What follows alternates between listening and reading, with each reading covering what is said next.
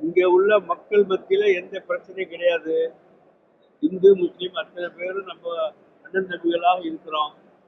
இது தர்கா என்பது திருப்பரங்குன்றத்தில் மட்டுமல்ல, தமிழ்நாட்டில 18,000க்கு மேற்பட்ட தர்கா இருக்கு. நம்ம பேருக்கு தெரியாம இருக்கு. தமிழ்நாட்டில் எடுத்துக்கிட்டீங்கன்னா நாங்க எடுத்துக்கிற கணக்குப்படி 18,000க்கு மேற்பட்ட தர்காக்கள் தமிழகத்தில் இருக்கின்றன. அது நாகூர் சொன்னாலும் சரி, திருப்பரங்குன்றம் சொல்லி, ஏர்வாடி என்று சொன்ன எத்தனை இருக்கு.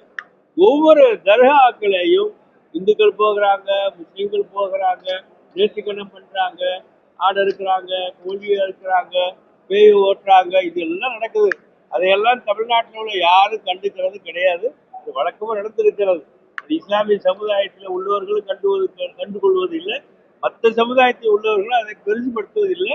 அது காலங்காலமாக பழக்கப்படி நடந்து கொண்டே இருக்கிறது. அப்படி பழக்கப்படி நடந்து கொண்டிருக்கிற ஒரு இடத்துல திருப்பரங்குன்றத்துல அதற்கு மாற்றமாக அதை திருத்த வேணும், அதை நிறுத்த வேணும் அப்படின்னு சொல்லும் போது நம்ம என்ன சொல்ல நினைக்கிறோம் அப்படின்னா, அங்கே உள்ள திருப்பரங்குன்றத்திலே உள்ள 6 சமுதாயத்தை சேர்ந்த மக்களும் ஒன்று சேர்ந்து இங்கே நீங்கள் கோழி இறக்கக்கூடாது. அந்த நான் சொல்ல வருவது இதுவரைக்கும் நான் யார்ட்டையும் சொல்ல உங்கள்கிட்ட சொல்றேன். திருப்பரங்குன்றத்துல அமைதியாக இருக்கிற மக்கள், ஆண் முஸ்லிம்களும் மற்ற சமுதாயத்தை சேர்ந்தவர்களும் இதுவரை இவ்வளவு காலமாக, நூற்றாண்டு காலமாக அமைதி காத்து கொண்டு வருகிறாங்க. எந்த பிரச்சனையும் இல்லை. வெளியில இருந்து போய் இது அப்படி பண்ணு இப்படி பண்ணு சொல்ல வேண்டிய உரிமை யாருக்கும் கிடையாது. இதை ஏற்று தமிழக அரசு மிக சரியாக நடந்திருக்கிறது. கோர்ட்டிலும் அவர்கள் சொல்லியிருக்கிறாங்க. இந்த மாவட்ட கலெக்டர் அம்மா அவர்கள் மிக தெளிவாக நமக்கு அறிவுறுத்தி இருக்கிறாங்க. கோர்ட்டிலே சொல்லியிருக்கிறாங்க. அந்த அடிப்படையில் பார்க்கும்போது தமிழகத்துல அண்ணன் தம்பிகளாக, மாமன் மச்சான்களாக உறவு வைத்து பழகிற பழக்கம் இந்து நேற்றல்ல, பல 100 ஆண்டு காலமாக தமிழக முஸ்லிம்கள் மத்தியிலும் இந்துக்கள் மத்தியிலும் தொடர்ந்து இருந்து கொண்டிருக்கிறது.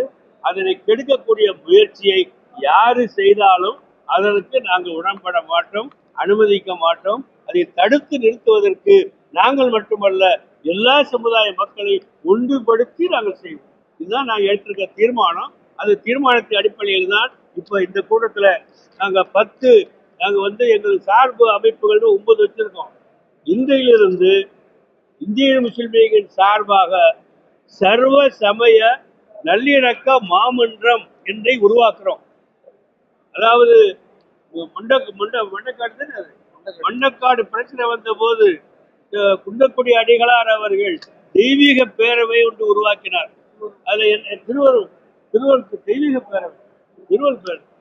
பேரவைன்னு உருவாக்கினார். அந்த தெய்வீக பேரவையில நானும் உறுப்பினர். என்னையும் எல்லா ஊருக்கும் கூட்டு போவார் அன்னைக்கு. அது மாதிரி இந்த சர்வ சமய நல்லிணக்க மாமன்றம் என்பதை இங்கு நாங்கள் வைத்திருக்கிறோம். இந்த பழைய எம்பி அப்துல் ரஹ்மான் அவர்களுக்கு அவருடைய தலைமையில அமைப்பாளராக போட்டிருக்கிறோம். எல்லா மதத்தையும் சேர்ந்த 11 பேரை கொண்ட ஒரு குழுவாக அமைத்து, இந்த குழுவினர் மதுரையில் மட்டுமல்ல தமிழகம் முழுவதும் அண்ணன் தம்பியாக இருக்கக்கூடிய தமிழக சமுதாயம் மத அடிப்படையில் வேறுபடுத்தி பார்க்க கூடாது, மத நல்லிணக்கத்தை நிலைநிறுத்த வேண்டும் என்பதை பரப்புவதற்காக ஒரு முயற்சி இங்கு ஏற்றிருக்கிறோம். அதுக்கு காலமெல்லாம் இந்த ஆண்டு முழுவதும் நம்ம செய்வோம்.